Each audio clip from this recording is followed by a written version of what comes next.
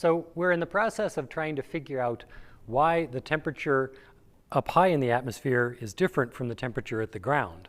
And the reason why we're doing that is because that temperature difference is what drives the greenhouse effect, because we're absorbing the light from the warm ground and replacing it with light from the cold upper atmosphere. So we started the class with a very simple model of the temperature in the atmosphere as a function of height with the layer model, where we don't actually have a vertical coordinate exactly. We just have this pane of glass sitting there, and it has a different temperature than the ground because of the way the light is carrying the energy around. So if you were to take the atmosphere and freeze it like some kind of aerogel that would be like air, but it couldn't move, and the only thing that was carrying heat around was light, you would have a temperature difference between the ground and high altitude that is actually much stronger than the temperature difference that you actually observe. It would get colder about 16 degrees for every kilometer that you go up in the atmosphere. Well, it turned out that that much of a temperature difference is unstable to convection because you have buoyant air at the underneath dense air, and so it's unstable. It wants to turn over. And so convection tends to mix things in a column of fluid. You heat it from below or you cool it from atop, and it stirs and mixes. Well, it's complicated in a gas because when the air rises, it expands and therefore cools. And so the product of convection doesn't make the temperature of the whole column the same the way it would in water, which doesn't expand and cool in the same way because it's not compressible. But this is the temperature profile that you would get if you just had expansion of gas as we've talked about. And it would give you a temperature difference as you go up in the atmosphere of about 10 degrees C per kilometer. So that's better, that's in the right direction. But actually, the observed temperature gradient in the atmosphere is about 6 degrees C per kilometer. So added to this cooling aloft from expansion, we have to add some heating. And the heating is coming from water vapor and latent heat. When you boil water, you've got H2O in liquid and H2O in the gas, so it seems like a pretty boring chemical reaction. But you also have to add a significant amount of heat to the molecules to turn them into vapor from the liquid. This is called latent heat. So if you turn the burner on underneath the pan of water and boil some water, the temperature in the pan of water will rise until it reaches the boiling point, and then it stays at that boiling point and doesn't get any hotter because the water can't get hotter than that without boiling. So you're putting heat into this all the time. The flame is still burning, but the temperature doesn't go up. Where does that heat go? It goes into making the vapor. And then you've got steam coming off the top, like out of a teapot. You can see steam coming off. Actually, what you see there is not the water vapor. Water vapor itself, real legitimate gas, H2O, is invisible. We can't see it. There's water vapor in between you and me right now, and we can't see it because it's invisible. What you see coming out of the teapot is little droplets of water that interact with the light. But you got to pay attention to those droplets of water, because if you stick your hand in there when steam comes out, you will burn yourself severely.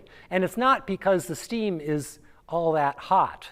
212 degrees Fahrenheit would be sort of a bread warming oven. You could stick your hand into a 200-degree oven, and the air 200 degrees would not burn you.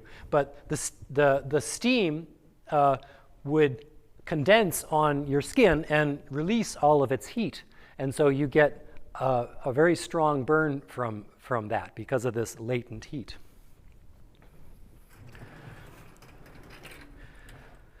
The way that water vapor works in the air is the amount of water vapor that you want to have, the pressure of vapor of gas, of water gas, is a very strong function of the temperature. And it makes sense because if you make it all warmer, the water molecules, they want to break free of the constraints of the liquid, and they want to go into the vapor phase. So as the temperature rises, the amount of water vapor that you find goes up very strongly. Now, this curve represents what's called the equilibrium amount of water vapor. In other words, that's the state at some temperature. If you have water available liquid and you let it sit for a long time, it'll evaporate until it reaches that line. Or if you have too much, it'll tend to condense until it reaches that line. So this line is called, by chemists, they would call it the equilibrium. A meteorologist, or somebody who just reads a weather report, calls this 100% relative humidity. So if you have temperature and amount of water vapor that's 50% of this, halfway between 0 and that line, you would call that 50% relative humidity. Or if you're higher than that, it could be, say right here, might be 200% relative humidity. It doesn't stay 200% relative humidity for long. It condenses out very quickly because this line is where the system wants to go. So let's imagine we start at the ground, and we're going to raise this air up, and it's going to expand, and it's going to cool. We learned that in the last lesson. So that's this first part of the trajectory. Let's say that that air started out at 50% relative humidity, meaning that it's halfway between 0 and 100% relative humidity here. Now, the air rising, it's going to cool, but initially it's not going to change its amount of water vapor. So it's going to move along in a horizontal line like this. We're changing the temperature but holding the water vapor constant. And so what happens is, at some altitude, you reach what's called the dew line, which is where water starts to condense. When you start to cross this 100% relative humidity line, the water starts to want to condense out. So let's say we just keep on doing that for a while. We rise up and keep going, and we keep the water vapor the same.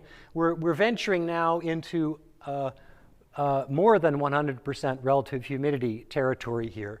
And then at some point, what happens if you get too far above this line is that you condense and make rain. So you make raindrops or ice crystals in clouds.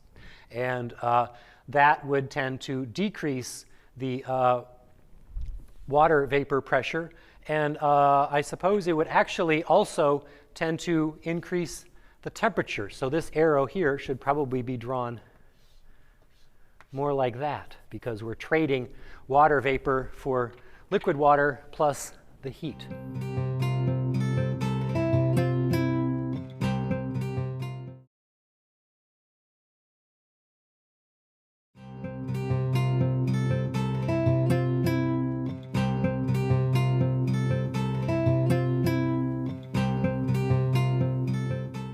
So the bottom line is that the temperature structure of the atmosphere is determined by a series of processes that we talked about in various lessons that all come together and fit together into this picture.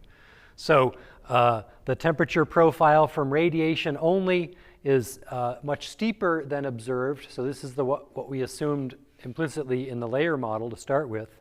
And then if we add convection, it's not as strong a temperature difference between high and low.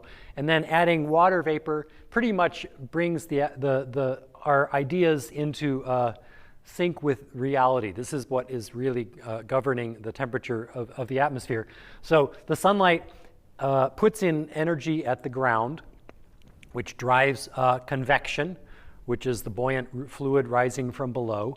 The gas expands because it's a compressible medium, and therefore it cools, which tends to make it cool down as it rises up. But cooling makes water vapor condense, because water doesn't like to be vapor if it's really cold. It would prefer to be in a condensed state, like fluid, like liquid.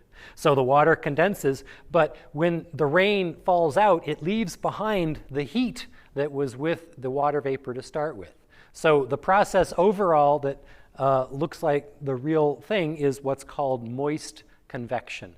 So this is what sets the intensity of the greenhouse effect on Earth. And if there were anything that could change this, like a change in the amount of water vapor in the atmosphere or something like that, it could feed back and change the climate of the Earth. So it's something we have to think about.